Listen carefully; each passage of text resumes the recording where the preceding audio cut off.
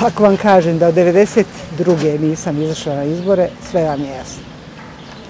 Razlog? Pa mislim da nemam za koga glasati. Obično na osnovu programa koji nude, a i nekog poštenoga ja ga danas ne vidim. Pa da ti kažem, glasat ću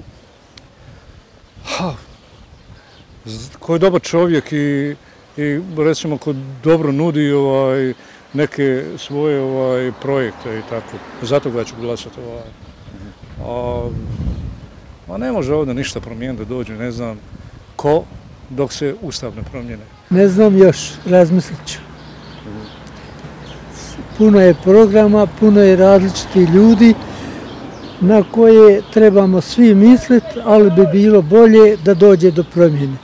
Da mlađi, oni koji nisu ogrezli u nešto što ne valja, da oni preuzmu u svoje ruke sve. Nema nikakve dileme za koga ću glasati. Glasat ću za predstavnike svog naroda,